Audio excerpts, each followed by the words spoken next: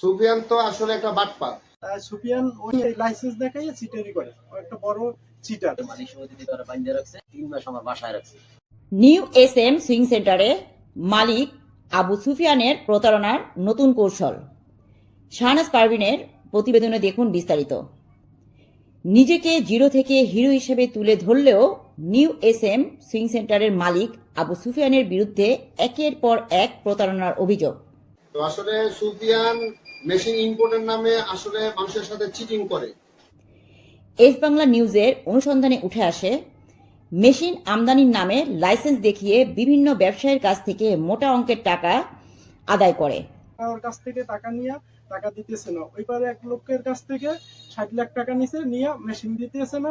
তবে প্রতিশ্রুতি অনুযায়ী অনেক ক্ষেত্রেই মেশিন বা টাকা কোনোটি পাননি ভুক্তভোগীরা।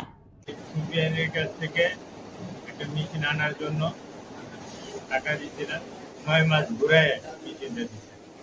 একজনের টাকা দিত আমার পাশেই, আমার একটা চাকরিতে, কিন্তু এর আজব মেশিনটা দেয়। ভুক্তভোগীদের অভিযোগ, যেসব ব্যবসায়ীর রাজনৈতিক পরিচয় বা প্রভাব রয়েছে তারা টাকা কিংবা মেশিন ফেরত পায়, যাদের কোনো প্রভাব নেই তাদের পড়তে হয় হয়রানি ও প্রতারণার শিকারে।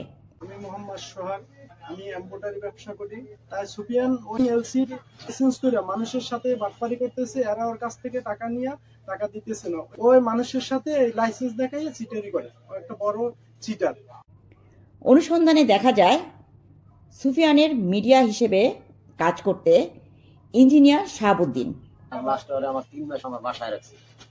যেদিন ও মামলা করে আয়, জিডি করে আয় থানায়, সেদিন জিডি করে আইসা আমার বাসায় ঘুমায়, পরের দিন সকালবেলা আমার থানায় দিয়ে কমবে।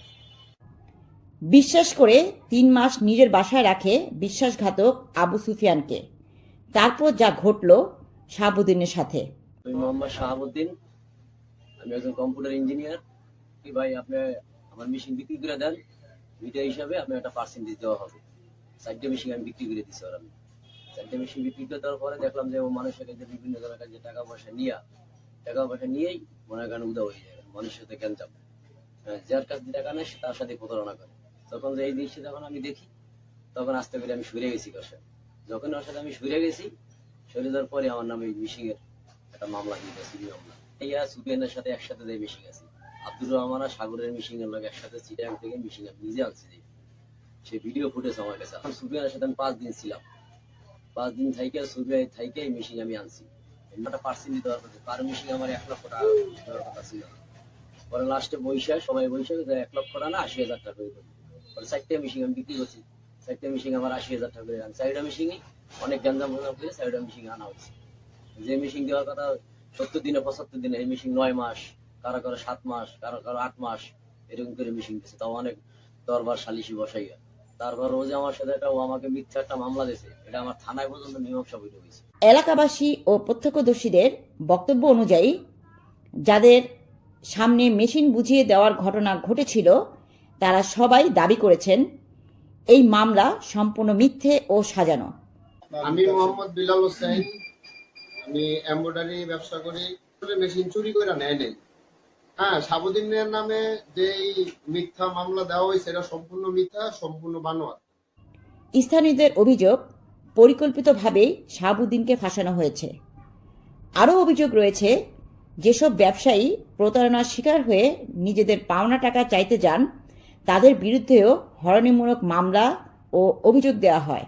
আমি মানুষজন নিয়ে দেন দরবার কইরা তারপরে আমার এই 15 লক্ষ টাকা উদ্ধার করতে হয়েছে 1 বছর লাগে। ভুক্তভোগীরা জোর দাবি জানিয়েছেন, ওনার কারণে আমি ব্যবসায় মিনিমাম 5 বছর পিছাইছি। যে এই ধরনের ইম্পোর্টারদের লাইসেন্স বাতিল করা হোক, ওনাদের বিরুদ্ধে যেন আইনগত ব্যবস্থা নেয়, এটাই আমরা আশাবাদী করি। আবু সুফিয়ানের লাইসেন্স বাতিল করে সঠিক ও নিরপেক্ষ তদন্ত তাকে দ্রুত আইনের আওতায় আনতে হবে।